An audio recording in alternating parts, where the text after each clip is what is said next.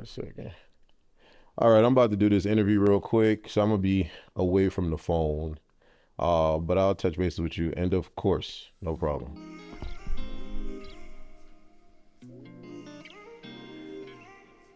No countdown. You're gonna start in 5, 4, 3. All I see is blessings, got no time for stressing.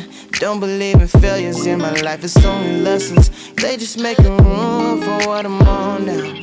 I don't got a clue, but I know the What is going on, love? Hey, How you feeling? I feel absolutely fantastic. Yeah, you look great. Thank you. You do too. Thank you. You thank look you, thank you. amazing. Appreciate you. Appreciate you. Listen, it has been almost 10 years. It has. According to YouTube, it's 9 years, but I feel like it's been longer than that. Okay. Mm-hmm. You were on a show called Bad Girls Club. Mm-hmm. And the last video I saw was our third interview. We did a couple. We did. Yes. A lot has changed in the last almost 10 years. Mm-hmm. You've grown, I've grown, the world is different. Yes. We got a crazy new president. A lot is going on in the world. Mm-hmm. So are you ready for this deep dive into what's been happening in your world, what's been going on the shows that you've been on? And I just want to get reacquainted, if that makes sense. Yes, I'm ready. Let's do it. Yes, indeed. So listen, I have this clip and I want to play this clip real quick. So we're going to look over here at the TV and we're going to talk about it after the clip. So right now I'm working on a clothing line called Normal Culture, and my clothing line will be ready, and hopefully out for purchase, or things will be ready to be purchased before the reunion. That is my goal. They have all of like my merchandise, most of like pieces ready for consumption before the reunion airs. And I've actually been working on a movie that they're filming here in Houston. I have a role in that. I can't really say too much about that. And then I might be doing another sitcom, like an actual show where you can see my acting skills and you can see my talent. But honestly, my ultimate goal is to get into real TV, sitcoms, dramas, so that you can actually see my acting ability and you're able to see the versatility that I can bring to the camera or to the stage. So I'm really excited about getting on the big screen in that way. And I want to take my modeling more serious because I do have the bone structure, I have the height, I have what it takes, and I've had runway training, and I actually modeled before I started acting. But before, I ever thought that I was going to be on like a reality show or TV. My dream and my goal was to be a Victoria's Secret angel. So I've been modeling or attempting to model or doing small things since I was a kid. So modeling has always been my first passion. So I'm looking to take my modeling career more serious and take acting classes and take my acting more serious too. So. All right. Well, I'm here for it. I think you can do it. You are definitely My loud ass voice. with and without makeup, which is an amazing thing. Because some of these chicks just need to put layers and layers of makeup on their face. So it's a beautiful thing. One last thing before you go, what advice do you have for the girls of season 15? Because apparently it's a sister, family, special kind of thing. I don't know. Only thing that I would say to those girls are, welcome to the BGC family. Find you some girls from previous seasons that you can connect with and that you can rub shoulders with or elbows with that will help you make more money in the future and aren't afraid to see you make it.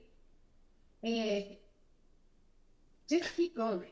Don't stop after BGC, whether you make it to the end or not. You did what you had to do to get on the show. Don't let the show stop you or be a hindrance, and don't stand in your own way. And like I tell everybody, always remember, everything is always business and never personal. Try not to take whatever happens in the house personal. Handle your business and get your money. At the end of the day, you already did what you had to do, and hey, the damage is done. You want Bad Girls Club. So it ain't too much you can do to destroy yourself more than that. So I say get out there, keep working, because I had to wake up and realize that I'm no longer regular or normal. So going back into the regular workforce isn't really an option for any of us at this point. So if you're gonna be on TV, you might as well take it to the Take it to the top. Take it to the top. Oh my God. How do you feel watching that? You got emotional. I did. What's going on, I knew I was friend? gonna get emotional when I came here. That's why I didn't wear black eyeliner. Okay. But everybody that knows me can tell you, like, I'm like a manifestation, a walking manifestation, or my life is like a manifestation right before your eyes. Okay. Anything that I've ever wanted out of life, I've always spoken it aloud for other people to hear, like my biggest dreams and aspirations. And so to see me talking in an interview 10 years ago about getting ready to launch Normal Culture, and the world had no idea about that. And, 10 years later, I've done Miami Swim Week 3 times. I've been featured in Forbes twice. Normal Culture is in Vogue, British Vogue, Vanity Fair, Glamour, and people around the world are shopping with Normal Culture and they know about my brand. So for you to pull up a clip from almost 10 years ago when I was just like, when that clip was made, I was just working on hats and t-shirts, and I started selling Normal Culture out of the trunk of my car. And at that time I could only afford to buy like maybe 25 hats and 25 t-shirts at a time. Yeah. And I was bartending and people were pulling up to the bar I worked at in Houston in 3rd Ward, buying my hats and t-shirts out of the trunk of my car just off of the strength that I was cool, I was from the city, and I was on Bad Girls Club. Yeah. And it just turned into something else. Like, I taught myself how to sew before COVID. And then during COVID, I relaunched my brand like a cut and sew type of brand instead of just like hat and t-shirts. Mm-hmm. And from there, moving to LA, it really took off during COVID. Teaching myself how to sew, practicing off of YouTube. I went to YouTube University, got 2 sewing machines and some rulers and laid the fabric out on the floor and was marking places in the floor and like everything. Yeah, in my New York apartment. What would the Jayla today tell that Jayla? Girl, like, I would tell my younger self that you're doing it and keep doing it. And no matter how crazy or outlandish your dreams are, go for them. And then once you hit them, go for ones even bigger. Yeah. Because God is able. And God is never going to put a dream or a desire in your heart that you cannot have. God isn't going to let you see anything in your mind's eye that he will not bring to pass for you. And so for me, I always knew that I would be famous since I was a kid. I knew it. And I didn't come from money. I grew up here in Atlanta on the South Side. I'm from Riverdale, Clayton County. And growing up, I would always say, like, I'm gonna be rich, I'm gonna be famous. I didn't even know how it was gonna happen, but there was this commercial that used to come on TV, the Shake and Bake commercial. Uh-huh. Do you remember that commercial? Which? The commercial used to be like, it's Shake and Bake and I helped. And they're like, Mom, you're the best. No, I don't. Anyway, so back in the 90s, Okay. like, let's just say like maybe between like 93 and 96. Okay. There was a commercial that I used to always watch, and it was like for Shake and Bake, And the little girl in the commercial, she's like, Mom, you're the best. It's Shake and Bake and I helped. And I used to always say that when I was a kid. And ever since I saw that commercial, I used to always tell my family that I wanted to be like famous when I would grow up. I was gonna have maids and servants, and I was never gonna have to clean my room ever again. That was always a thing. And so saying that to say, that little girl is also an extension of that young woman. I feel you. Right there. Yeah. And so to both of them and to myself, I gotta keep going, because there have been so many people over the years that thought that I was crazy for wanting to be famous or wanting to be on TV or wanting to be on Baddies, and not really knowing what my driving force is behind it. Uh-huh. And so, yeah, I would tell myself every single day, keep going, don't stop, keep God first, and be delusional and be outlandish, and, keep looking in the mirror and bigging yourself up, because nobody's ever going to big you up. And I'm looking at myself and it's like, nobody's ever going to big me up the way that I big myself up. Yeah. And nobody's ever going to love me as much as I love myself. And so keep being yourself and keep being confident and know that you got this with God on your side. So the tears are happy tears. Oh, for sure. Yeah. I'm doing the damn thing. Like, I'm out here breaking generational curses. I'm supporting people around me in multiple ways. I'm encouraging people and I'm living my dreams. Are you single? I am. Why? Well, it's kind of by choice. Me being single right now is just kind of like a matter of the circumstances because I'm just so busy with work. Okay. But for a long time, I'm not going to say I didn't want to get into a relationship because I've always wanted companionship, but it was very important for me as an intelligent Black woman to go and chase my dreams. Okay. That makes sense. Because, and it doesn't even come down to like skin color. So I'm not even going to make it about that. But as a woman, I feel like as women, a lot of times we fall into the shadow or the shadows of the men we date or the people that we love. And women don't put themselves first a lot of times. We go and we have babies, or, you know, if a woman is in a relationship or if she's married, she takes, you know, that time to focus on his career or his dreams and help build him up. But when do women really take the time to be unapologetically selfish? And I come from a very large family of women, and I've seen the women in my family put their dreams and aspirations on the back burner to have kids or to start families or just living in survival mode. And so for me, I was like, before I go and start doing a lot of permanent stuff, let me give my life a real shot. Let me go and see how famous I can get. Let me go and see how many countries I can visit. Let me go and see if I can do any and everything that my heart desires so that when I go and sit down and have kids, I don't have to live with any what ifs. Do you want kids? I definitely want kids. I want like 2 or 3 kids. Okay. Okay. So, boys, girls, or it doesn't. Whatever God gives me at this point. Okay. So for the people out there in the world that aren't knowing of everything that happens in Jayla's life, there was a brief moment where you were attached to a young fella. Yes. By the name of NLE Chopper. Oh, Lord. Oh, yes. Okay. I thought you was finna say something about my ex-boyfriend. I was gonna say. Listen, so we can talk about both, but you know, NLE is always in the news, so to speak. People are always trying to gay bait him or make him gay. But talk to us about NLE. Was that a thing? Was it not a thing? Was that just a photo op? So first of all, let me say this. He is absolutely amazing. Just on a personal level. He's very respectful. He's very smart. He's very into his spirituality. He's young, but he has a certain level of maturity about him. And I pulled up on him a few times at the studio and just kind of saw like the way that he works and like his like creative process. And like, I really take my hat off to him. And so when I first met him, we kind of met on Twitter, and I kind of like would see him from afar, and like I was always into like my spirituality and stuff, and being a person in the entertainment industry and then trying to be into your spirituality and talk about it. They don't really, for the internet, they don't really go together. And so people would always be like, Jayla, how are you so spiritual, but you doing this and this, and that, and that. And I would see people on Twitter saying the same stuff to him.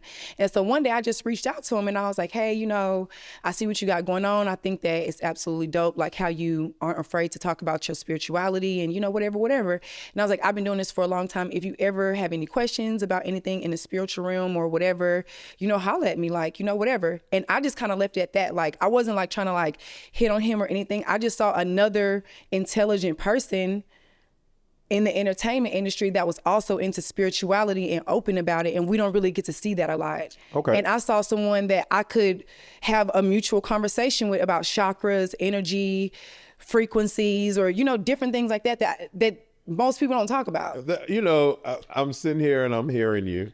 But and I'm just like, this man, if I was a bad bitch, I want to fuck me too, huh? So, I want to fuck. But I never fucked him. Okay. I never ever. The most I ever did, I kissed him. I think I only kissed him like once. Okay. But I never had sex with him. He sent me flowers to my house. He sent me like 1,000 red roses to my house one day. Okay. And he was always just very nice. Like, I met his mom and dad and his brother, because his family like travels like as a team. But he comes from a good family. His mom is nice, his dad is nice, his brother is cool. Like, they just good, cool people. Okay. And so every time you meet good, cool people, you don't always have to make it about sex. Okay. You can just meet good, cool people, and it could be that. And I feel like because of our age difference, that's kind of where my mind was with it. Even though he is attractive, the boy is, that young man is fine. Yeah. I'm not gonna say that he not. Y'all seen that picture that he put on Twitter, and y'all seen what I said, and I said what I said. But I was being funny when I said it, but I was like, damn. But when I really got to know him, I was like, he's actually really cool. And if we just be friends, I'm perfectly fine with just being your friend, because you're just that dope of a person. Yeah. And I went to his birthday party, and I knew that they were gonna be filming, and he filmed like a video that night. And I was in the video, like, I was aware of the cameras. We knew that this stuff was going to be filmed. He asked me to come to his birthday. So none of this was like a surprise or a shock, or like we were going somewhere and then the cameras just popped out. No, it was his birthday. He asked me to come to his birthday party, and he was filming like a music video or something and asked me to be in it. Yeah. And I said yes. And those are the images and the pictures that y'all see. And I had the pictures and videos for a long time because he sent them to me. Yeah. I didn't ask for them. His photographer sent them to him, and he sent me the ones he wanted me to have. His birthday's in November. That album or whatever, when y'all saw those pictures that I posted on the internet, I dropped those pictures the day his album dropped, because he released the music video that went with that stuff. Yeah. I had those pictures. If I wanted a moment, or if I was looking for clout, I could have been did it. Yeah. I could have been did it. We had hung out so many other times besides that. So it's like when his album came out and he dropped the visual, I was like, oh, well, he dropped the visual, right? Well, here y'all go, some pictures. Yeah. And I felt like it was conversation worthy, and it hit the blogs, and I don't know like if it helped or anything like on his end, but it was cool. You know what I'm saying? Like, your album came out, you got a bad bitch in your video. I support it. Yeah. From my standpoint, and I never said nothing bad about him. I still don't have nothing bad to say about him, because he was always cool. But I think that the internet kind of like misconstrued it, or tried to make it seem like I was looking for a moment, or like I was trying to like clout chase or whatever it was. And it was like, he sent me these pictures right after his birthday, and it's months later, and he dropped the visual for the video that I'm in. I didn't know that he was I never saw a final cut of the video. Mm-hmm. When he dropped it, I assumed, okay, you're dropping a video from that night. Okay, boom, here go the pictures. It's the same outfit, it's the same clothes. It ain't like it was the next day, or like nothing like that. Right. No. I mean, I gotta say, y'all was looking kind of cute. You know what I'm saying? Y'all Very. Yeah. He's very handsome. We look real cute standing beside each other. He's a handsome guy. Yeah. Mm. Okay. Do you regret doing Bad Girls Club? No. Nope. Okay. Your clips still, I think they still have the seasons. I want to say on Hulu or Hulu and Peacock. Peacock. Okay. So it's still out there, and you have had some classic moments on your season. One of the things that floated around that people wanted me to talk about was this lawsuit that. Now, correct me if I'm wrong, because I get in the mess, but I don't get in the mess like that. I don't know if you had the lawsuit with Oxygen, or if the twins had the lawsuit with Oxygen, or all three of y'all came together and said, let's sue these motherfuckers. Could you give us some light on that? Clarification. So the three of us were on that together. Yes. And we're on the show or the lawsuit? Both. Okay. Me and the Claremont twins were on BGC 14 together. Yes, correct. And we were on the lawsuit together. Okay. Yes. Okay. We did that together. Okay. So it wasn't a separate, they did one and I did one. No, we did it together. And why was the lawsuit? What happened? So the reason that the lawsuit came about, so at the time, you got to remember, this is 10 years ago. So I'm 25, the twins are 21. Yeah. They are full-time students, fashion students at the biggest fashion schools in America in New York. Okay. FIT and Parsons. Yeah, okay. They went to 2 separate schools. And so, you know, they were in fashion school while we were filming. And then, you know, I'm a little bit older than them. And the night that everything happened, so basically we went to the club one night and we were all supposed to go together as a group. But me and the twins got dressed and hurried up and ran outside and left the other girls inside. Well, the thing about it was that party bus sat outside for a few minutes after we already had gotten on and shut the door. So those girls, they stood in the window. They had time to still come outside. We could have fought on the bus or anything. They had time to come outside. They didn't come outside. I don't know if the producers told them not to come outside or like whatever the case may be, but they didn't come. They stayed. So we pulled off and we went out. We had a good time. And it was a little weird because usually we can't listen to music like on the Sprinter because of like, you know, licensing and all of that. So they let us listen to music and we went to the club or, you know, we went out and they let us stay out a little bit longer past curfew. So we knew something was up, but we didn't really know what. And so when we got back to the house, long story short, as everyone knows, the other girls that were on the cast with us destroyed pretty much everything else that we had outside of the clothes on our back. When I say that, I mean like all of our belongings, clothes, shoes, jewelry, makeup, accessories, whatever you can think of. They took it upon themselves to destroy that. And so in the midst of them destroying our stuff, I'm a Capricorn and I don't like when people try to play with me. And so I take pride in having a lot of mental fortitude. And so this day in particular, the producers came outside after the big blow up or whatever and pretty much told us that we were no longer on the show. And after they told us that we were no longer on the show, that's when you see me standing with my backpack on. I do the meme that like this, you know, that's what that was, because that's what they were informing us, that basically they were kicking us off the show. And so, okay, since you're kicking us off the show, that means that you no longer have permission to film me. I haven't signed an appearance release because I'm no longer on your show. I'm not a cast member. And so when they got to start trying to play like little games like, oh, well, we still need to get y'all's exit for I said, no. And I told the twins, I said, don't y'all do shit.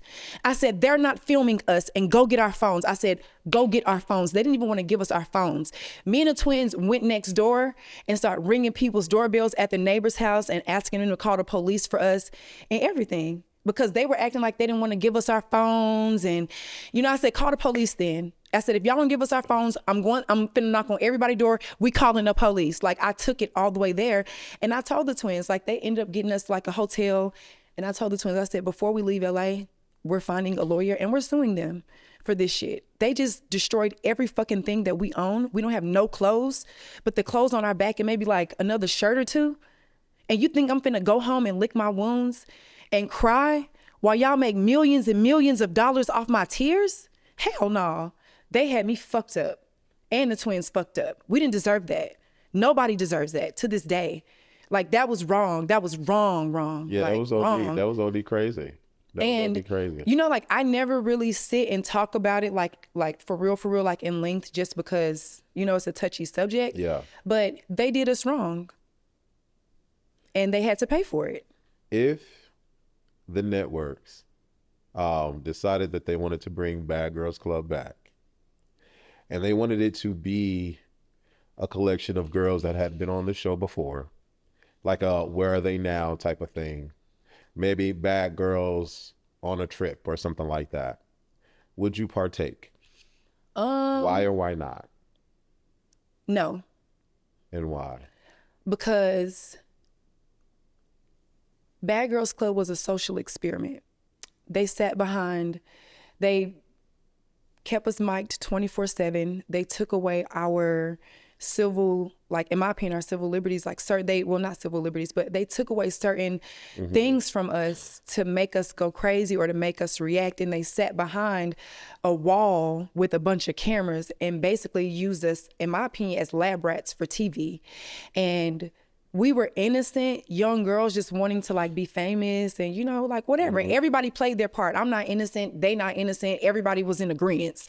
But what I'm saying is this: they took it too far when they decided to ruin our stuff. Yeah. And I can't allow myself to be in an environment with people that want to purposely hurt me. And that's what they wanted to do. And even if it's been 10 years, I can't be around people that wanted to take me out. They wanted to take us out. And so Those it doesn't, are strong words. they wanted to take us out. You let those girls literally destroy everything we own. Those girls pissed in a jacuzzi bathtub of water and decided to throw our stuff in it. That's malicious and evil, and the producers let them do it. They never stopped them. If you can sit there and let somebody do that because I left them and went to the club, Right. if I come back 10 years later and I'm making more money than the producers that I started with 10 years ago, and I want way more money than $500 a week, and I'm very successful 10 years later, and you tried to do that to knock me down as a girl that had never been on TV before, and I'm a strong woman, independent woman, businesswoman, entrepreneur, standing before you, and you think that 10 years later I'm finna let them play with me like that? I wish the fuck I would. I know that's right. Now, if another network was to come up with an idea about that or like something like that, then I would potentially entertain it. But with that network, and or production company, no. I would love to see that. I think it would be you cute. know, I think a lot of when I so first of all, hey y'all, I know we just started conversation. It's been a long time in the making. I just got right into the conversation because I'm excited to see her. I loved her season, and y'all know, I'm sure y'all probably have questions like, why isn't Mona here? Baby, first of all, Mona is a character for those of y'all that haven't figured that out yet. But seriously, I wanted this to be a real moment between us. I didn't want this to be like a laughing kind of ha-ha comedic moment because, as you saw in the beginning, we had some feelings involved. And Mona would have made fun of it. Right, because I seen what you posted. Well, I seen what Mona posted on the page about me hugging people when I be fighting. Baby! I said, I can't even be mad. I had to just like the post. I said, you know what? Listen. I said, because you know what? Friend, we gonna get into that. Clocked me. We gonna get into that, friend. Clocked me. But yes, it's all love, and definitely leave comments, share. But we're still gonna get into some things, okay? So segue back to the interview. We have a very interesting personality, interesting character. As a lot of you guys know her, I don't know her personally. I always say that there's two bad girls from Bad Girls Clubs that just do not like me or did not like Mona for whatever particular reason. But they never said it to me. I just felt it because I did so many interviews with y'all back in the day. Yeah. Damn near all the girls just about. But the one particular chick that I'm talking about is Natalie Nunn. Really? Natalie Nunn, I've never spoken to her. I've never, nothing, a DM, a message, nothing. Everybody always wanted me to interview her, and it just... I think you know what? I think now, like how sorry, I didn't mean to cut you off. No, you're good. I think now, like how we're sitting down and having a conversation, oh my God, like, you know what? Natalie is one of my close friends. I'm gonna hit her up and see if she would be open to it, like, you know, when she gets some... Really? Because I don't know okay, so what happened? Child, I'm sweating. So my question for you, though, is how did Jayla and Natalie become, I don't know the title y'all use, but I'll say friends, business associates. I don't know what that is. But how did that come about, and where are you today? So I met Natalie. I have a memory like an elephant. I remember the day I met her. I met Natalie March of 2016. We were doing a hair shoot for She's Happy Hair. We were both hair ambassadors for them, and it's a hair company based out of Houston. Okay. And so they used to always have like the really fun commercials back in the day and stuff. And we were working with them, and that was my first time meeting her on set. And she was just really cool. Like, she invited me to her hotel room, and we sat there and we got our hair done together. The girls came over and did our hair. And then at the time, Natalie was selling lashes.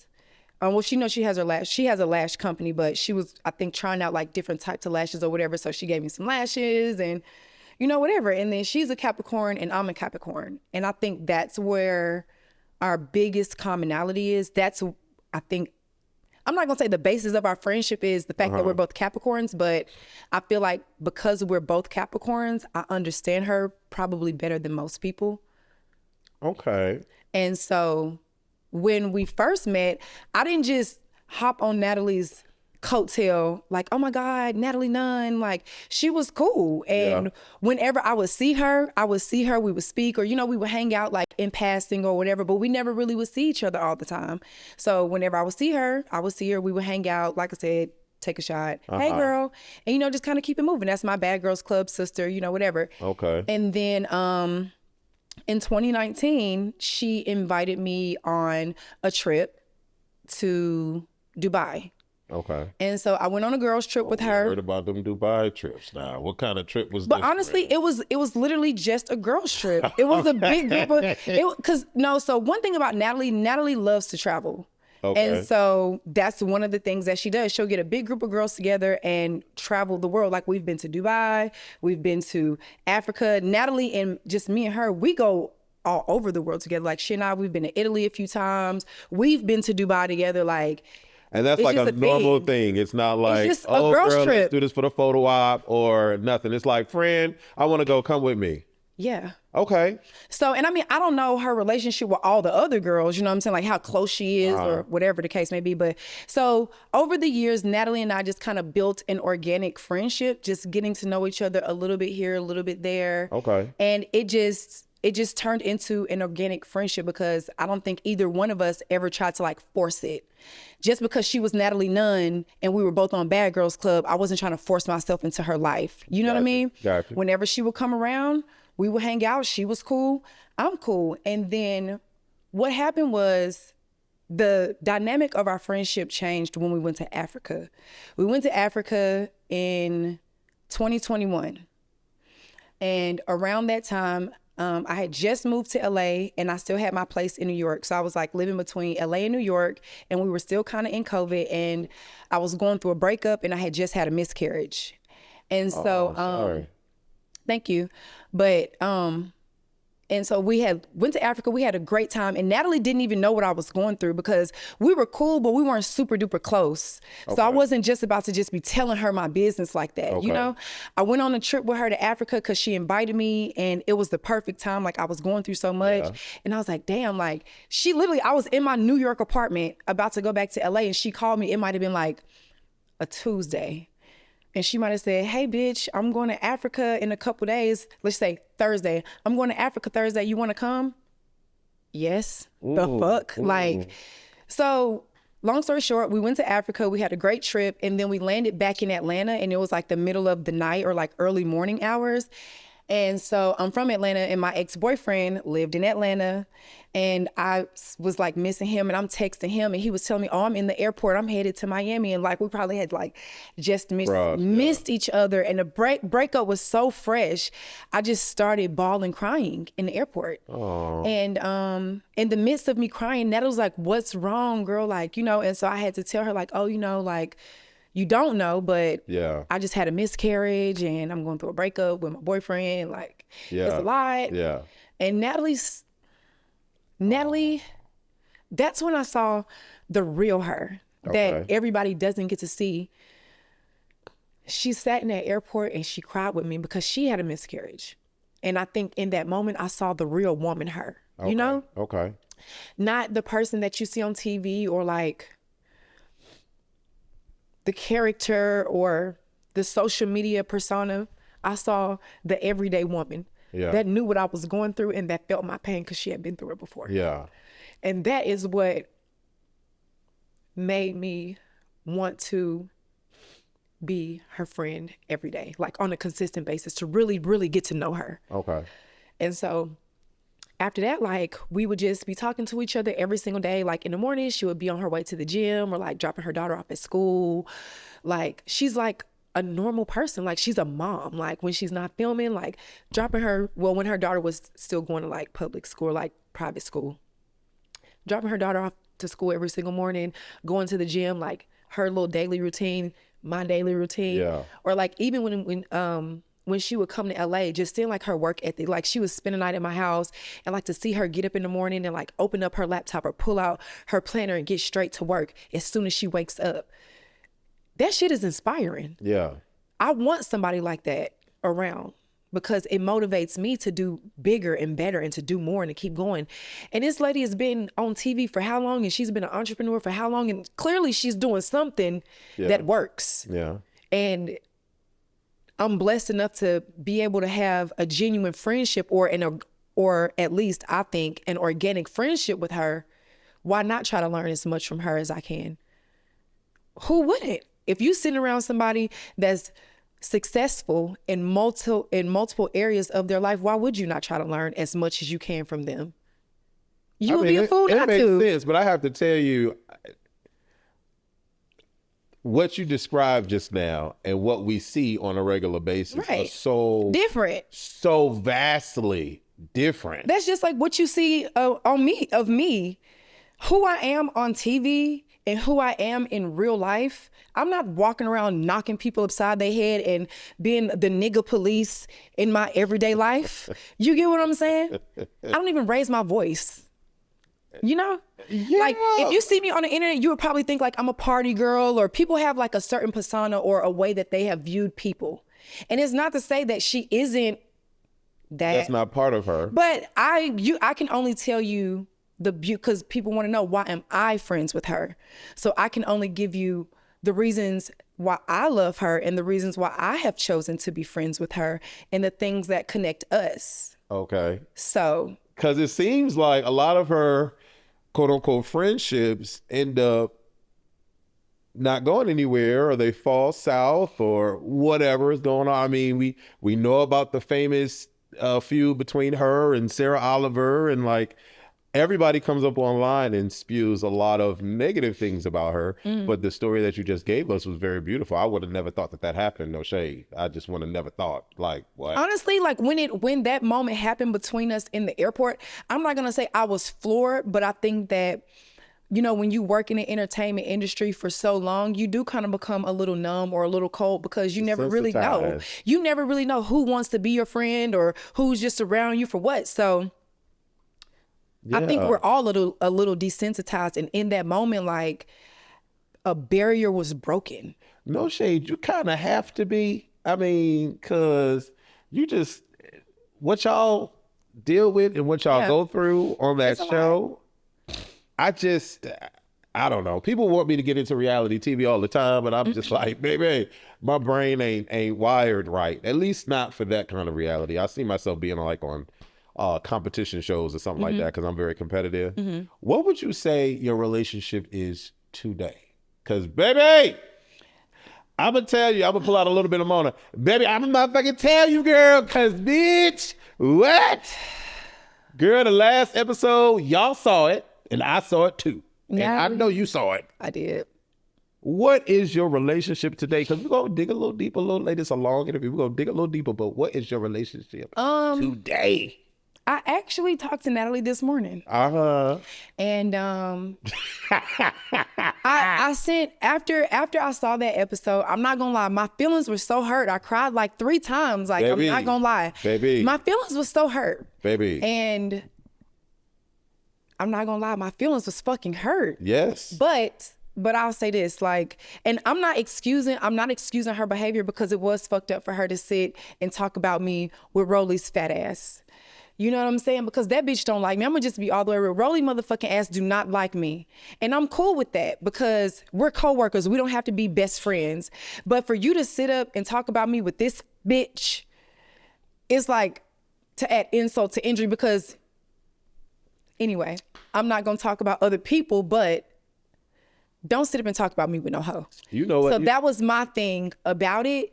And I've had multiple conversations with Natalie about it, and just about things that people have come back to her and told her that I said, you know, when the cameras wasn't up, or, you know, when the cameras wasn't around. So I'm gonna be real.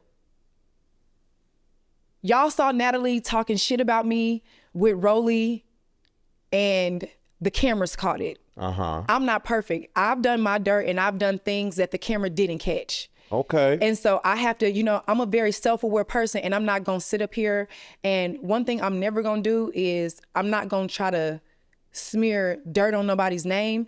And I'm not finna try to make myself seem like I'm perfect or I'm an angel or I'm better than nobody. You know what I'm saying? Okay. Because that's still, at the end of the day, that's still been my friend for a long time. And with that being said, she did something that I didn't like, and she did something that hurt me. And we got to work on that. But for me to sit up here and say that I don't still love her or I'm not going to be her friend, I would be lying to you. Okay. I'm not going to get on Beyonce's internet and lie. I'm still going to be friends with her. I do still love her. When I have Miami Swim Week, she's still going to be in my show because we still support each other. Even if we support each other in different ways, you have to know in this industry who your friends and who your allies are. And sometimes you're going to fall out with people. You're going to argue with people. Everybody's not always going to get along. And that's just, it is what it is. I don't know how to be more honest about it. I love her. And to me, Natalie is as much of my friend as she knows how to be, if that makes sense. It's just as I am as much of her friend as I know how to be from my perspective and my vantage point of the world. So what I will say to that is everyone has a different relationship with the people that they're with. Right. Friendship, situationship, whatever you call it. Everybody's friendship is different. I have some people that call everybody and their mama best friend. Some people that call everybody and their mama friend. I don't call everybody friend. But that's different for everyone. And Right. I can say that I respect the fact that you were able to check yourself in that moment. Yeah. Because do we have moments where we talk about our friends and our friends are not there? Yeah. And even if you don't mean it maliciously, Right. shit happens. But, baby, let me tell That you was some something. bullshit. That was crazy. That was crazy work. It was. When I tell you, first of all, let me tell you, this last season, because I feel like I'm trying to keep it like, you know, let me just be for real. Uh-huh. This last season was a shit storm. It was a hell storm, okay? All of the above. Yes. And I feel like everybody's emotions was high. Everybody was talking shit about every fucking body. Let's Okay. just be real about it, because when you're in an environment with that, it ain't 7 girls like Bad Girls Club. Right. It was like 19 of It's y'all. like 20 bitches. Yeah. That you got to deal with every single day. Yeah. You know what I'm saying? Somebody gonna talk shit about somebody. Yeah. And somebody might go back and say something about it. That's woman shit. That's human shit. It's gonna happen. So I'm going to ask, and I think I know what the answer is, but for the people out there watching, because, you know, the age demographic is, I would say, kind of vast. it is. Because we have people from the BGC days, and then we have the kids now. Right. So some are grown and mature and understand how life works, and then others just see the world through the lens of Zeus, and they're just like, whatever. But there are those moments where what you see may not be what it is all of the time. Right. And what we saw in that clip of Natalie talking to ROLIE is not your life with her on a regular day-to-day basis. And so because of that, I could see where she's saying she's able to get through that and let it mull over. It's like being in a relationship. Okay. So the way that I look at my friendships, Okay. I look at my friendships like relationships. Do you want me to turn the air off? You cold? No, why? Because my nipples hurt? No, I just see you. No, I move around a lot. Okay. So no, it's fine. Okay, good. But no, I look at my friendships like relationships. Okay. And so with that being said, you know, if you're in a relationship with someone, you have to take time to get to know them, and people may do things that you don't like, and you have to be willing to forgive them if you want to keep them in your life, or, you know, whatever the case. So you have to have a little bit of like understanding and compassion for other people just in general.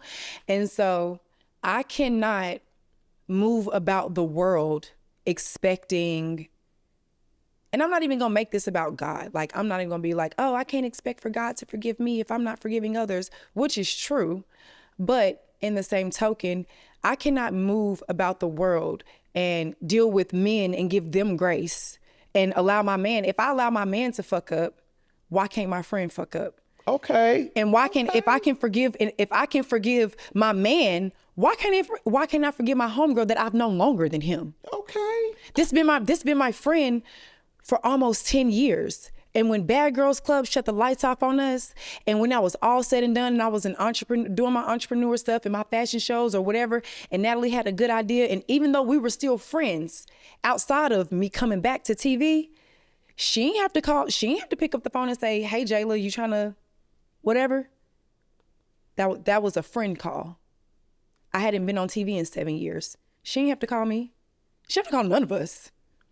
So that's why I say, like, sometimes people do things and everybody ain't perfect, but I'm not perfect. I make mistakes and I may want to be forgiven. Like, I literally just told my little sister earlier that I just did something to one of my other friends, and I knew after it happened, I said, I was a bad friend and I have to apologize to her for that because it wasn't cool.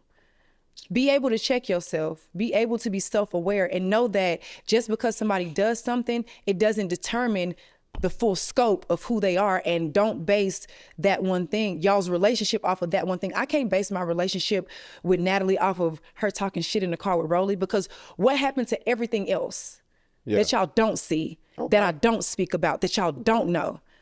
I respect it. So it's fucked up. Trust me, like I said, it's fucked up. It was fucked up. She knows it was fucked up. We talked about it. We had a whole conversation about it. It got real, you know what I'm saying? Because that's what you do with your people. You know what I'm saying? You ain't see me get on the internet trying to blast her and calling her this and telling that. I liked a few shady posts about her saying some fucked up shit about me. I reposted a couple shady things on Instagram, but as far as like getting on the internet and tearing her down because of that, I ain't cut like that. I'm not doing that. Okay. So, yeah. Can you do me a favor? Can you refill? Give her a refill for me? You so kind and sweet. Thank you. Appreciate you, Tristan. You good? You comfortable? I'm good. Yeah. Okay, baby. That was number 8. Okay. What made you sign on to do Baddies South? Word on the curb, and the curb being the internet. Right. And that ain't no Twitter curb. streets. Yes. Word on the curb was that you was either bored or you just needed the money. What is it? One of the two? Is it was both. Okay. I'm gonna be real with you. Like, I moved to LA January of 2021. So we're still in the thick of COVID, because COVID was happening then. So we're in COVID. I moved to LA and I'm working on normal culture, and things are going good, but they could be going better. And Natalie hit me up. First of all, Natalie hit me up to be on Baddies ATL. And at the time I didn't do it because I was pregnant and I was in a relationship, but I didn't tell her at the time I was pregnant. I was just like, no, I think I'm good. You know, I was just I made like an excuse as to why I didn't want to do it. But then when she asked me the second time, it was like, okay, you know, me and her, we done got a little bit closer. We hang out a little bit more on a consistent basis. I guess I wouldn't really mind. I do need the money. I could put it into my brain. You know, I'm always thinking about normal culture, like when I go and do this kind of stuff. Makes sense. And so I'm like, fuck you, why not? Like, you think Baddies South was the breakout season? Some say. For sure. What made it the breakout season? I think it was just loud. I think that the first season of Baddies, so I think Baddies ATL was kind of like, it was the first season.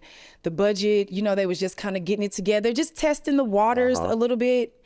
And then I think with Baddies South, they kind of figured a little bit out, a little bit more, switched the cast up and brought in different dynamics. And I think because there were different dynamics on the cast, and not just girls from BGC, it kind of shook the room, and it was great. Krishan came in and did her motherfucking thing. I gotta give my hat off to her. Like,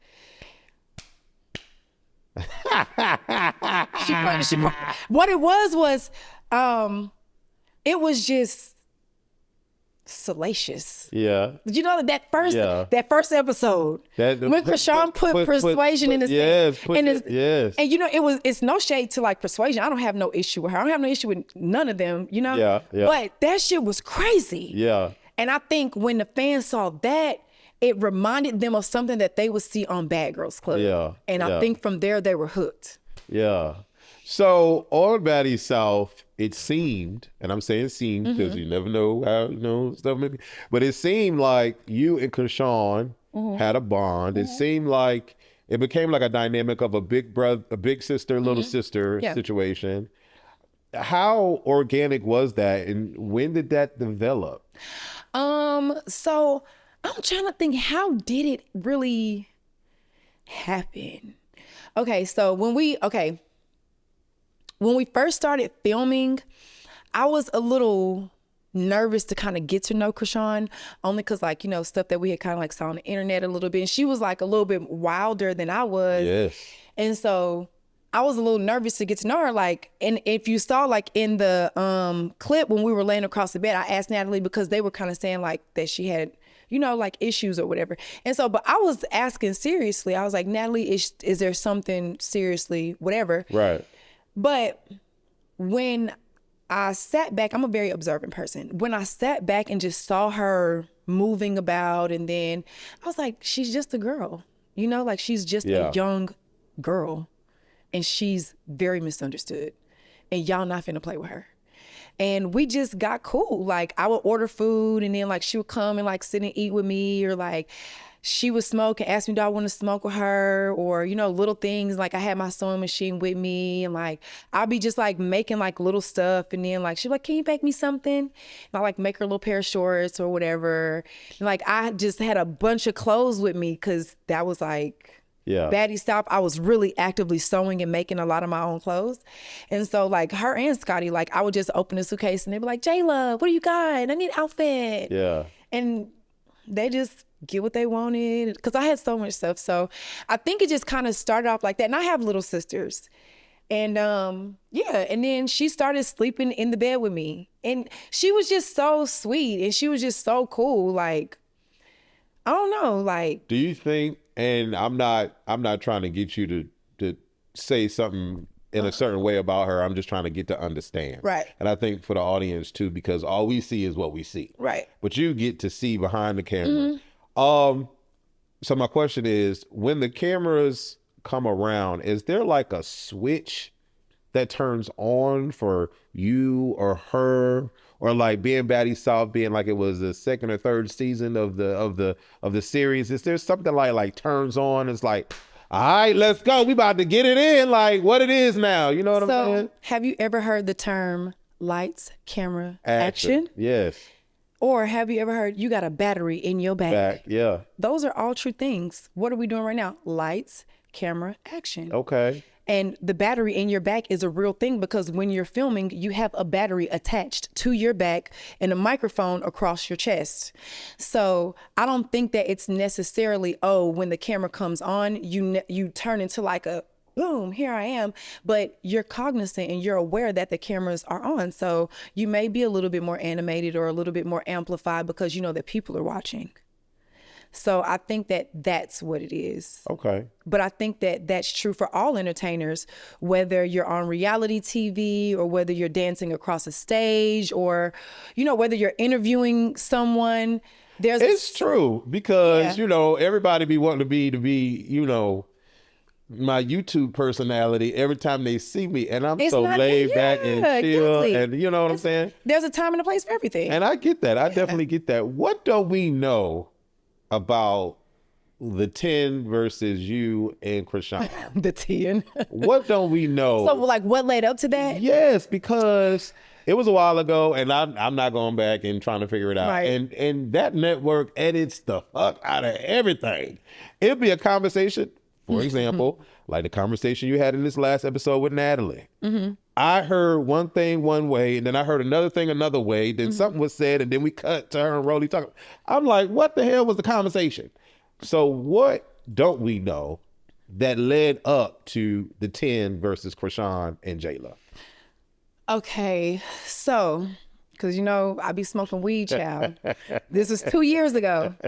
This was 2022, 3 years ago, 2022. I'm about to say, why it seemed longer than that? It was 3 years ago. Yeah. Okay, so the night before that altercation, some of the cast members went out, and they didn't want to invite Krishan.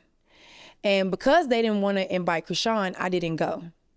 And it was more so of a thing, well, really how it started was they were going out and they didn't invite either one of us at first. Okay. We kind of saw the girls getting dressed and doing their thing. I'm like, these bitches doing? We like chilling, like we're done working for the night. And so long story short, they were saying like that they was going out, and they were kind of telling me like, oh, well, we going out, you can come, but we don't really want Krishan to come because she don't be knowing how to act sometimes. And I was like, well, no, I'm not gonna leave her. Like, I be with her every day. She sleep in the bed with me. Like, this is my girl. Like, if y'all want to go, like, y'all can go. I'm not gonna leave her at home by herself. Like, I ain't gonna do that, but y'all go. And so when I went and told Krishan, I was like, yeah, them bitches, they going out without us, and they wasn't gonna invite us. And it kind of started from there, in which ROLIE and Slim didn't get invited to go out either. And so what happened was, the four of us, and I can't remember who else was at the house. We were at the house and we were irritated, and we didn't know what they was on because, we don't know them. We're still in the earlier parts of filming. Right. Because filming don't last a long time. When y'all see it on TV, it look stretched out, but it be only like days in between that stuff. Okay. And so something happened. Maybe somebody was using a charger. This shit stemmed from a motherfucking phone charger that was plugged up in a living room. like maybe Krishan's charger might have been plugged up in the living room and one of them were using it, or maybe one of their chargers. It was vaguely. I want to say something happened in that living room with a fucking phone charger. It was something stupid as fuck, to where Slim and Krishan got in an argument, and they almost got in a fight in the house that night, like while everybody was gone. They almost fought and like threw a water bottle at each other. And like, to be honest, me and ROLIE didn't have no issue with each other. She had Slim's back, and of course I have Krishan's back. So I think we both just kind of like got thrown into some shit. Okay. They both had an issue with Krishan though. But I'm not gonna let them tag team and double team. I'm just not letting that happen. And so the next day, and this is all still a little fuzzy because like I said, it's 3 years ago, but I remember it was something that happened where we didn't go out to the club with them, and we was kind of irritated about it. And then ROLIE and Slim didn't go out either. And it was something that happened in a living room, and I want to say it was over a phone charger. Slim and Krishan got in an argument and was throwing water bottles at each other or whatever it was. And so the next day we knew it was gonna be up. Got you. So, but it basically was behind some bullshit. Do you think that yours and ROLIE's relationship became strained because you beat her up on South? Yeah. Or was it always? I feel like our relationship became strained because I beat her up, and ROLIE up until then had never, I think, lost a fight. Or ROLIE was the girl that was known for whooping ass and taking names on TV.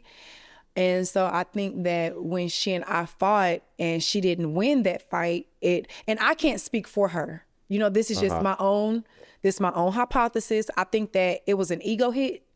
And it took us a long time after that to kind of like warm up to each other. We didn't just cozy up to each other and start trying to be friends again. It took us being around each other on multiple occasions after the show in order for us to warm up to each other and say, okay, you actually a cool bitch. Okay. You know what I'm saying? Like, we know each other for real, so we really gotta hold on to that for real. We fought. We ain't really know each other for real. Now we work together. We getting to know each other. Like, we could just leave that. In my opinion, I thought we were moving forward and just kind of like leaving it where it was. But I guess not. I feel like, and because ROLIE and I, like, I ain't gonna say like we're best friends or even friends. We're cordial. We're mutual. We've gone and gotten food together. We've smoked together, but not anything too serious. Like, I don't call her and tell her my business. She don't call me and tell me any of her business, and that's perfectly fine. But I felt like at the very least, because we had been working together for as long as we have, and we have shared intimate moments with each other, and in this season you are drying her eyes because she talking about her child and everything that she got going on. Because I mean, for me, and what it is for me is like, I'm a very understanding person. I'm very compassionate. I'm a woman at the end of the day. Yeah. I'm a woman. And if somebody is crying, I don't want to see nobody crying. This is a woman who was saying that she was hurt because somebody was talking about her kid. And I can't even relate to that because I don't have a child, but I know that I want kids, and, just to I But understand. Did DTB really talk about her child? I don't know. Because when I don't know what they be having going on. I'm gonna child. say no, she did. I don't But know. okay, when anytime somebody misses a child, oh, you talk about my child, don't bring my child into this.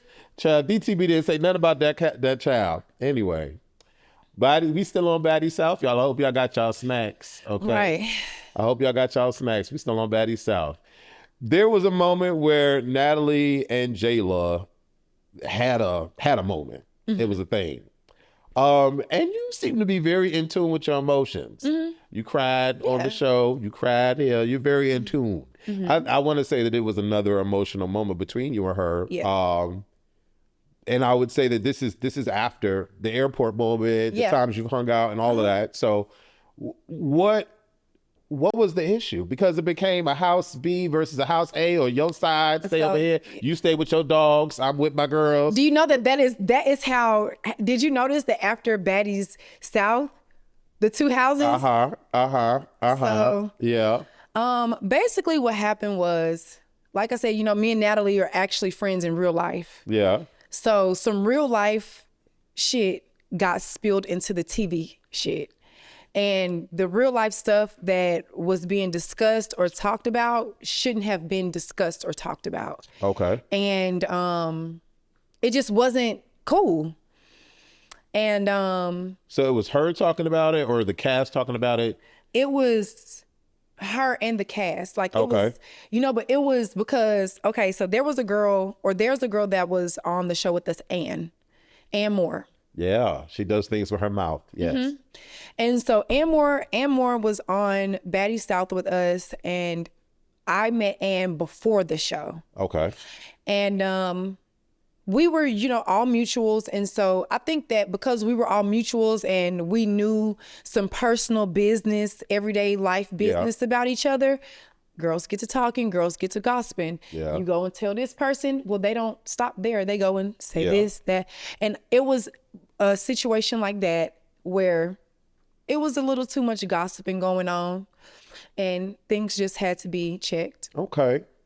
Who's still on the cast do you normally, naturally don't have to be forced to talk to today? Or Baddies South, from Baddies South? From Baddies South? Like, do you still talk to Krishan? In passing. Okay. Like, if I see Krishan out and about, like, I would speak to her, I would hug her, Okay. I'm always happy when I see her, but we don't like call each other or speak on the phone. Persuasion.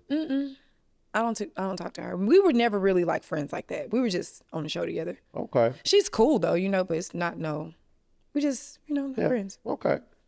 So Baddies South ends, and there's 2 seasons of a gap. We don't see Jayla. Is that because of the tiff you had with Natalie, or is it because of personal things? Why did we not see a return until Caribbean? So I'm gonna be real with you. Oh. I didn't get a call back for, I think the next season was West. I didn't get a call back for West because I feel like I didn't get a call back for West because I didn't fight at that reunion. South. I was looking too motherfucking good. Okay. I was looking too good. Okay. I was not fighting. I looked too good. Baby, I was looking too good. I had on some gold Jimmy Choos and a cute little custom 1-2 normal culture custom chop, please. Yeah. Them finger waves was laid, baby, fried dot laid to the side. Yeah. Yes. I was looking way too good. You seen when baby Persuasion did something, I just fell to the floor. Excuse me, out your way. Yes. Not doing that. Right. No. And Trina was on stage with us. I was like, I'm sorry. I was like, I'm not fighting in front of Trina. Right. She's too bad of a bitch. I'm sorry. Right. I can't fight in front of her. I don't give a damn what clips y'all show. So do you feel like the seasons, there was a missing element because you weren't on the seasons, and that's why you came to Caribbean? Did you come to Caribbean because the stack grew? Did you come to Caribbean because Natalie asked you? Why did you come to Caribbean? So I feel like Caribbean was like I always say, like normal culture is always on my mind. Okay. And so I feel like with me being a swimwear designer and, you know, always like creating things that are like resort wear or travel wear, and me being a person that's an avid traveler, going to the Caribbean was so on brand for me as a person and for where I was at with my brand and what I was trying to accomplish. Baddies Caribbean was perfect. Because Miami Swim Week was shortly after. So if I'm on Baddies Caribbean, the show is airing. If I'm wearing bikinis or if I'm wearing resort wear or, you know, things of that nature. So I'm always thinking from that perspective. I love it. And it was the perfect timing. And I was doing really good with normal culture. Like I had been in so many fashion shows, New York Fashion Week, LA Fashion Week, Miami Swim Week, all of the accolades that, I mean, I really didn't have to go back to Baddies, but they be hitting you up with offers that you can't really refuse. I ain't gonna lie. If you ever picked up a check from that network, you already know what time it is. And when they call you, be like, God damn. You said what? Just 40 days? Fuck it. I can what? Damn, for real? Yeah. So what do you say to the people, what do you say to the people that feel like Baddies is beneath you? Like when I think, I'm speaking for myself. I'm sure y'all can say what y'all want to say in the comments, whatever. Speaking for myself, when I think of Jayla, I just think of Top Model, America's Next, Forbes, Fashion Week, all of that. The things are the things are the things. I remember just recently, Dolce was doing a fashion show, and I don't know what the designer name was, but she walked out in the fashion show, and she was looking really, really good. She performed with JT. Naomi Campbell walked out. In my mind, I'm expecting Jayla to be there too, in my mind. You was just waiting on me to pop out. Like you know what I'm saying? Giving the walk, giving it, you know? So in my mind, when I think of Jayla, I think of that. I don't necessarily think of Baddies or whatnot. But what do you say to people like me or the other people? How do I explain this to y'all? Yeah, what's going on, friend? I understand the business perspective. Of course. But really, I mean. Okay, you want me to be honest? Yeah. So, I'm for real. Yeah. I'm going to tell you the truth. Okay. I know that a lot of people think that Baddies is like beneath me, right? Yeah. And a lot of people have said to me, Jayla, you know, we could see you being on America's Next Top Model or whatever. Yeah. I auditioned for America's Next Top Model like 3 times. Okay. They never picked me. Okay. They didn't choose me. And Okay. so when you grow up modeling, I started modeling when I was like 12. I got my first headshot when I was 12, and I used to take it to school and autograph it and give it to people in middle school. I feel it. That's cute. And so when you grow up like that, Yes. modeling and in front of the camera and just trying to like get your foot out there, or people your whole life telling you how beautiful you are and you should be a model, and then when you try and you go to like, people are always saying, Jayla, you should be on America's Next Top Model. You should be on America's Next Top Model. And I go and I audition for Top Model as soon as I graduate from high school. And they didn't pick me, but that didn't keep me from going back. I auditioned 3 times. Yeah. I auditioned 3 times. And so it really put like a damper on my spirit. Yeah. It did. And I got you. never ever told, you're the first person outside of my family that I have ever told this to. I never told nobody this. But yes, I auditioned for Top Model 3 times, and I'm not mad that they didn't choose me. Yeah. Because what's for me is for me. That just wasn't what God wanted for me at that time. Because look where normal culture is. I get to put myself on. Yeah. I'm my own model. I'm the Yeah. face of my own brand. Yeah. I'm giving girls the same opportunities that nobody else would give me that look like me. That's not cookie cutter, size 2, 6'1" models. Right. You know? Yeah. And so for me, for the people that think that, you know, Baddies is beneath me, I will say this, because I can talk on and on and on about it. But I come from Bad Girls Club. And when I did Bad Girls Club at a time in my life where I didn't have nothing to lose. I had just gotten fired from my job. I worked in property management. I had just gotten fired from my job. Me and my boyfriend at the time had just broke up. He was an NFL player. And I was living in Houston, Texas. And I had went back to college. That's where y'all see me on TSU campus in my audition tape. Very cute video. And so I didn't have nothing to lose. I knew I wanted to be famous, and Bad Girls Club gave me that opportunity. And so 7 years later, when Baddies came around and I got that opportunity, I was at a place in my life again where I felt like I didn't have anything to lose.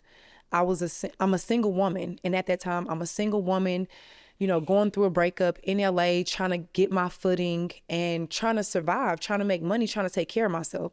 I'm not going to sit here and try to dress it up and make it pretty for nobody. That's the truth. Baddies helped me take care of myself. Baddies helped me take care of my family. Baddies helped me get my brand where it is today.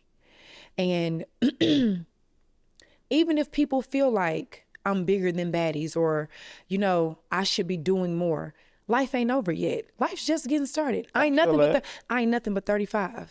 I feel that. But I want to add to that, right? Because I think, well, again, speaking for myself, y'all can say how y'all feel in the comments or whatever. But I think what comes about with that, we thinking that you're bigger than, is because when we look at you and we see the poise, we see the grace, we see what we have already seen you done and what we can continue to see you do. But then we see the ratchet and the fighting because somebody did something and it really don't make no sense. And it's like the jumping and the sneaking and people get knotted up in blood. And it's like, can I be real with you? You know what this is?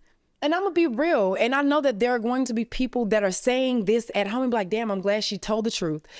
What this is like, what you see me doing is you see me living in survival mode. You see me living in survival mode and being afraid of my own potential. That's all it is. Expound on that. So I know that I'm supposed to have my own talk show. I know that I'm supposed to be one of the top supermodels in the world. I know that I'm one of the most beautiful people you have ever seen and one of the most well-spoken women on TV. Okay. And I got better skin than everybody else. I'm 35 and I got the skin of a 17-year-old. Okay, These are things I know. All right. But in knowing those things, when you don't come from a family or a tribe of people that have done any of those things that I've stated, it's sometimes a little bit hard to take the road less traveled or to really chase every single dream to the tippy top. Okay. And sometimes you do get comfortable and you see me at a place where I found where I was comfortable. I found where I could make money, I could be famous, and people could like me, and it was easy. But now that's over. You know what I'm saying? Like, I'm choosing to purposely step away from that so that God can really not only show me what I'm made of, but also show y'all the manifestation that y'all have poured onto me. Because I love when people say that. I love when people say you're bigger than Baddies. And I want to see you coming out with a Naomi Campbell, because what you're doing is you and the rest of the world, the people on Twitter and Instagram or wherever they are on YouTube, the people all across the world that are watching me and seeing it and saying things like that, y'all are helping me. Because it's an energy. Yeah. It's an energy. And it's real though. It's not, real. I'm not it's a real thing. I'm not just fugazi and just popping off at the mouth. Like it's real though. For a long time, and I'm not afraid to say this, and I want you to include this. Yeah. Because it's somebody else that needs to hear this so they stop doing it. For a very long time, I was afraid of my own potential. Okay. I played small because I was in survival mode. And I was scared to really walk that walk and talk that talk and really take that step out on faith, because I talk is a good talk. I do. Okay. But there's still a part of me that was scared to really go and be as big as the world knows that I'm supposed to be, because y'all can see it. Yeah. A blind man can see it. Stevie Wonder can fucking see it. He can feel it. Yeah. He can feel the energy. You know what I'm saying? Yeah. you can feel it. You can see it when I walk into a room, even if I don't say anything.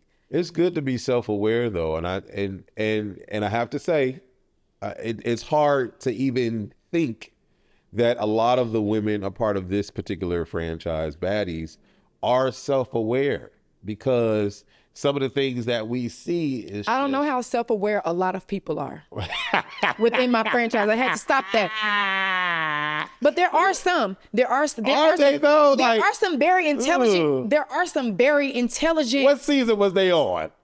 I'm gonna tell you I'm gonna tell you, and this might cause a little bit of controversy because of, you know, just everything that's going on right now within the franchise. But one of the most intelligent women that I have met within my franchise is Diamond the Body. I know you're gonna look at that camera and you're gonna be like, Jayla, you better open your mouth and explain what the fuck you talking about, and do it quick. Are you? Hold on now, because I'm of age now. I'm a prime rib up here in these streets now, and I done watched the seasons, and Diamond the Body's cool. I see it. I don't agree. I'm gonna tell you something. Tactics. I don't agree with her tactics. Okay. But when I say intelligence, I mean when I'm able to sit down and have a conversation with you, and your subjects and your verbs agree, and we can talk about books that we have both read, and you're a businesswoman and you're business savvy, and she speaks well. I pay attention to people that speak well. My phone agrees. My phone is. See, I'm just. My phone agrees. Go ahead. You know what I'm saying? Like, I'm not no hater. Yeah. And I don't care what issues nobody got with other people. That ain't my business. Okay. You asked me who I felt like was intelligent like me. Okay. You know, Natalie is also very intelligent. Okay. She's a college degree educated woman. Yes. But outside of her, when I'm speaking solely in terms of my castmates, my peers. That's very interesting. She is someone that you would not just give that to off the bat because of how wild she is. Yes. But that is what made me pay attention to her even more, because she's very calculated with it. She will tell you that she is a clout chaser. Yes. But when you sit down and have a conversation with her, she's a girl. There's an actual conversation. It's an actual conversation, and she speaks very well. And I speak very well. One day I told her, I said, Diamond, you speak very well. She was like, thank you. And I was like, you have an intelligent mom, don't you? And she was like, yeah, how did you know? And I was like, because I have an intelligent mom. And when you have a smart mom, they just instill certain things in you. Like, I'm from Atlanta, but I don't speak with slang and jargon, and I don't have that Atlanta accent. Like, I don't break up my words. And, you really wouldn't know where I was from specifically. Besides, you'd be like the region. Oh, she's from the South, but I don't know where. Right. With Diamond, I didn't know Diamond was from Miami, because she doesn't have like a typical... Miami. Miami accent. And it's, and just like I don't have that typical Atlanta, accent or whatever. And so I did not know that she was like from Miami or like from Florida. I'm not sure she's specifically from Miami, but I know that she's from Florida. But she speaks very well, and I pay attention to that. And then one day on Caribbean, I walked into her room, and I think that she was reading, the 7 Habits of Highly Effective People or something like that. She was reading like a book. And I said, I'll be reading. I enjoy people that read. I enjoy people that have like a yearn for life, or that are inquisitive and read books and like knowledge. Like, I like that. And that made me like her. And I don't care like about her antics and whatever issues she got with other people. That's her business. But just in terms of intellect and brain power, and someone that I respect, like, for also having mental fortitude, I got to give it up to her. I give it to her. She got it. Her brain works. Baddies Caribbean was loud. Baddies Caribbean was very interesting. Some of my faves from Baddies Caribbean, Sukiana, baby, she was a personality that was great for this show. You went off on quite a few people. Okay. Those are my top 2 primes right now. And yeah, those are my top 2 primes.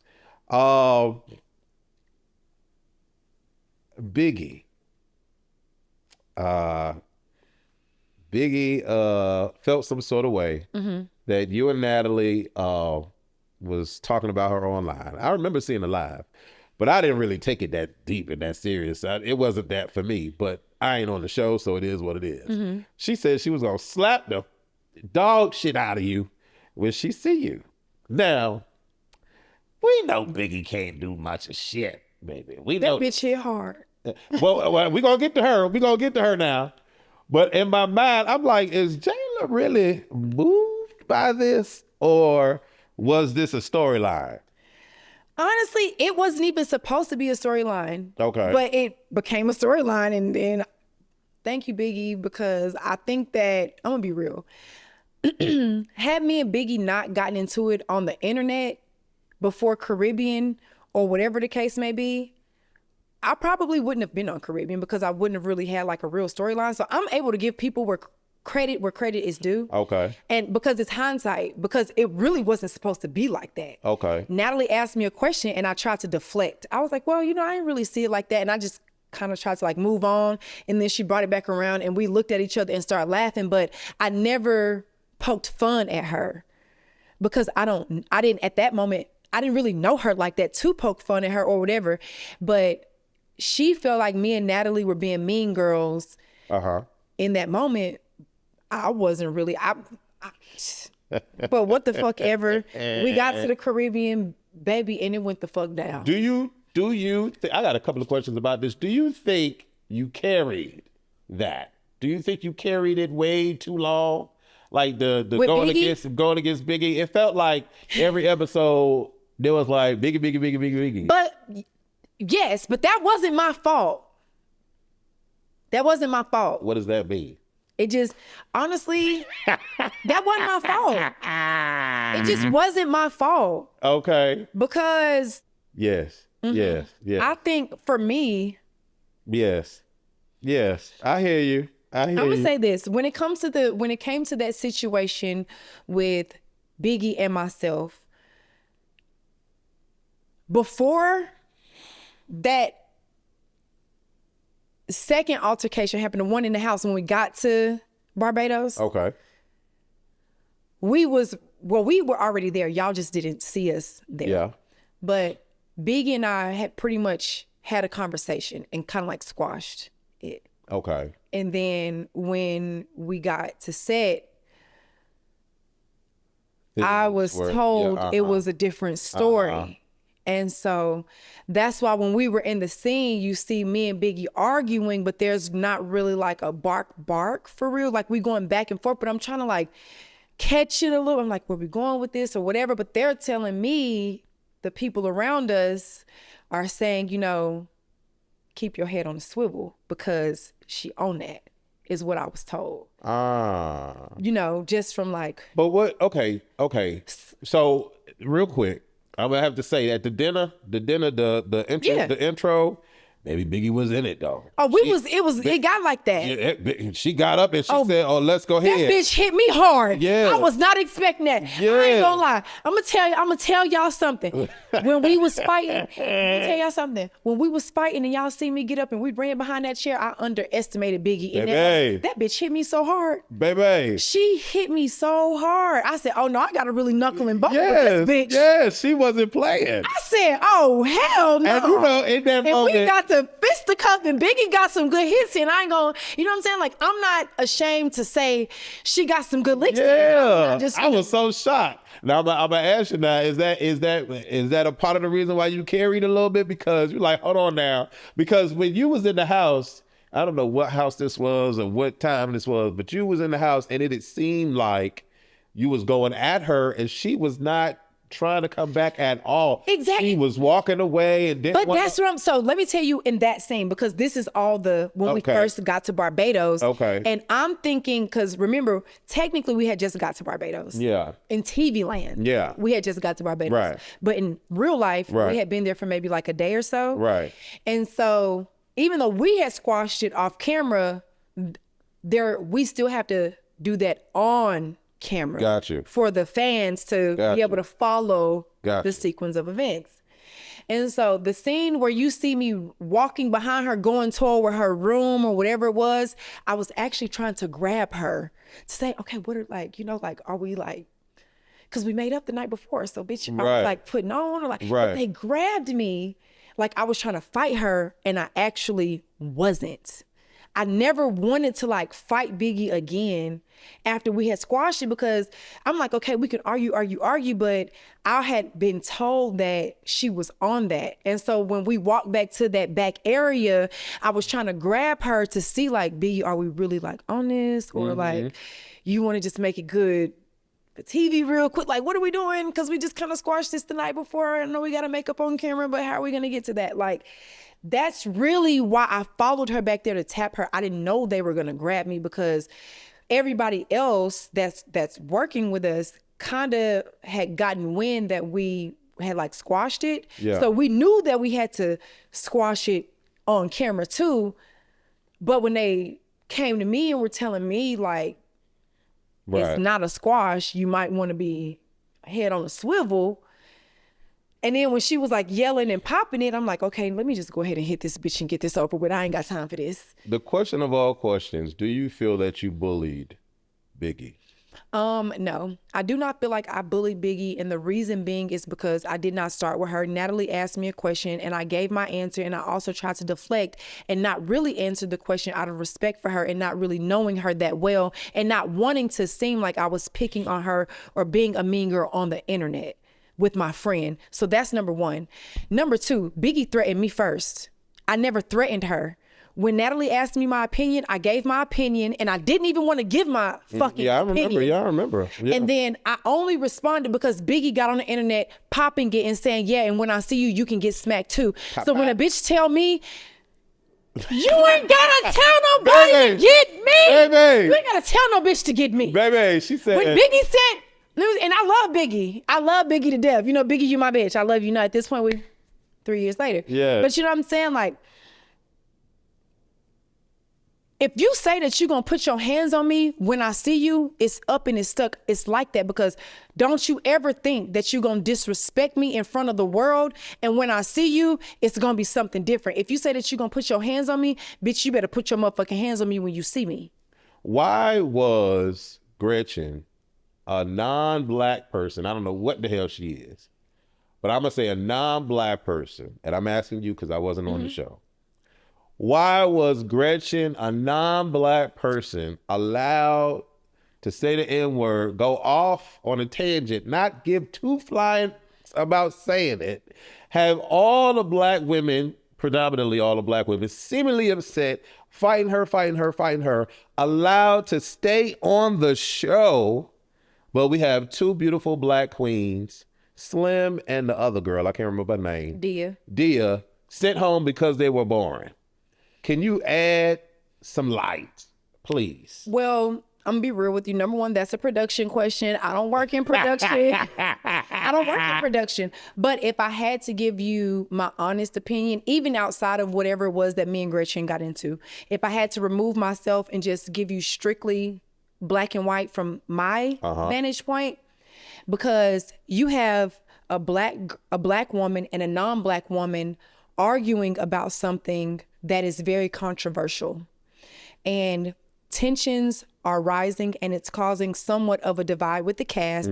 And this is something that is going to make great TV and it's going to be very conversation worthy. And so I think for that reason, they kept her. I can't speak for production. This is literally my opinion from my perspective as someone that fought her, that was involved in the situation.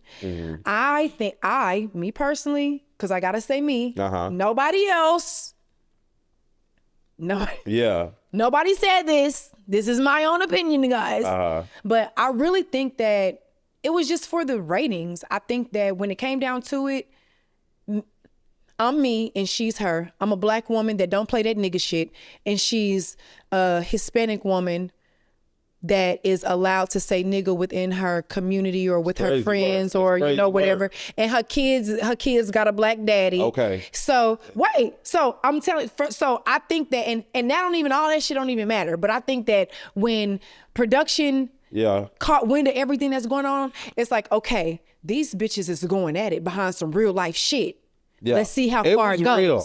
It was real. And no, that scene was intense. Like I said, predominantly not all the black women, but a lot of the black women were on that with her. And it seemed like in one take she cared, and then in another take she didn't. And she was going off on a tangent saying, I don't give a fuck, nigga, nigga, nigga. And I'm like, nigga, nigga, nigga. Yeah, it was. And you want to know what's so crazy? You want to know what?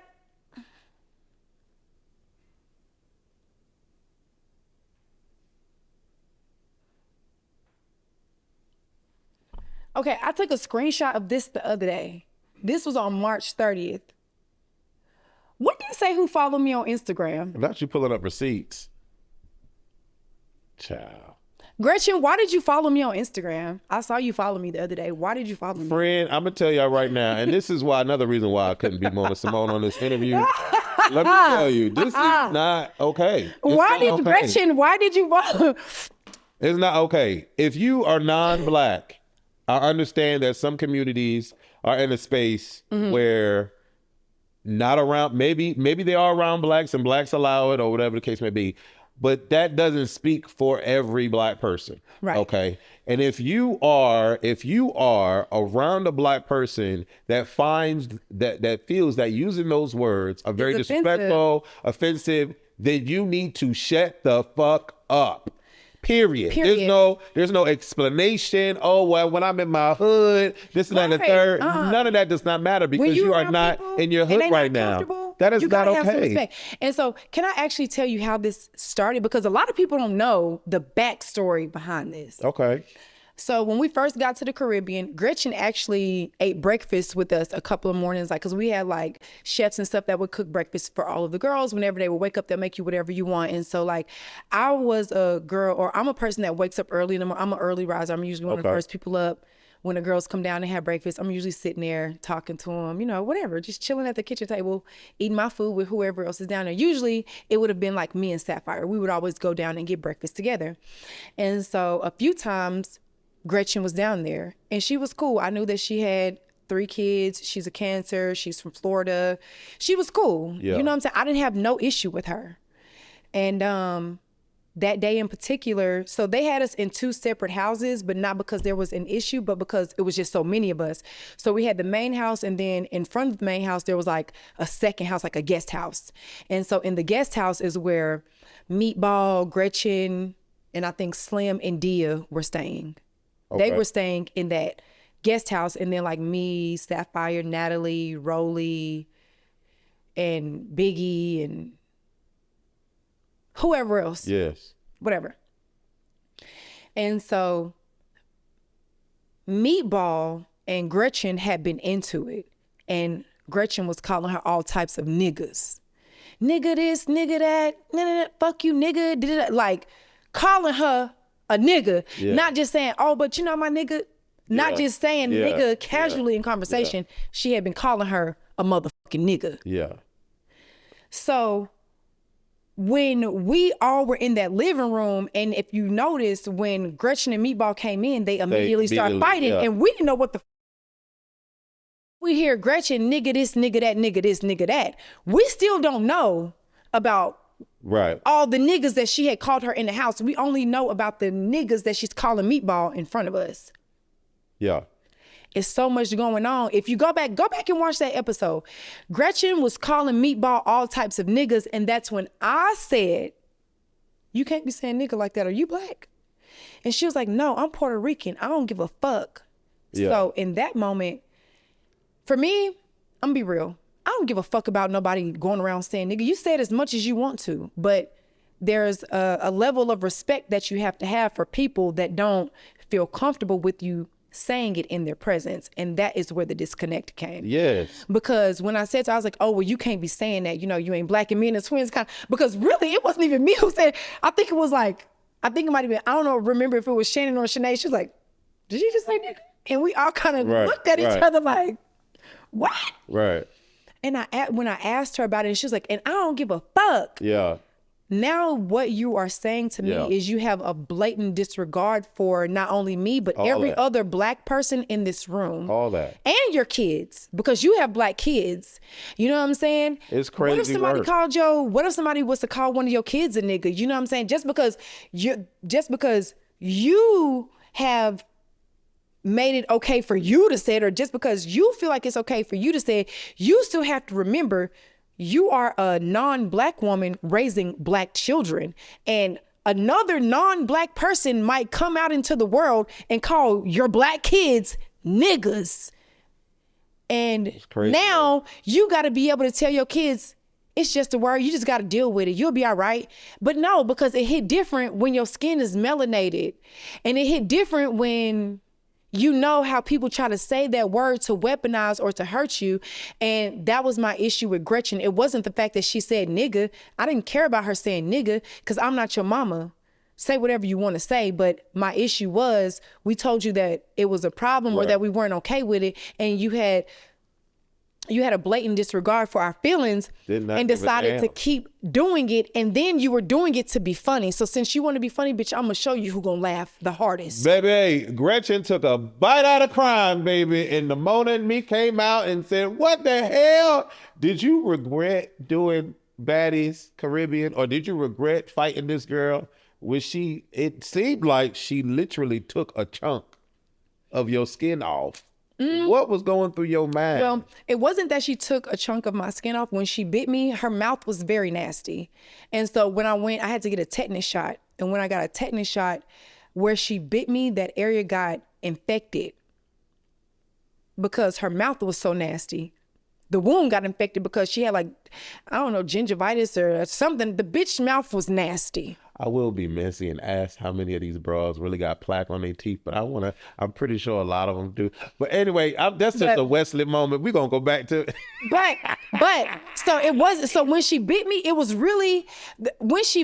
was a bad bite, but the bite got worse because it got infected. That's horrible. When she bit me, I can show you the pictures. It was kind of like just this at first. But when I went and got that tetanus shot, it got infected because it pushed all of the bacteria out from where her mouth tore my skin. That is what really caused the scarring from it getting infected, because it had gotten so infected, and it literally had gotten so big that one day on set, and spiritual things are like really, really crazy. You know, like wounds and stuff hold like trauma and like energy and stuff, right? Yeah. And so like this thing, it was like right here on the front of my chest.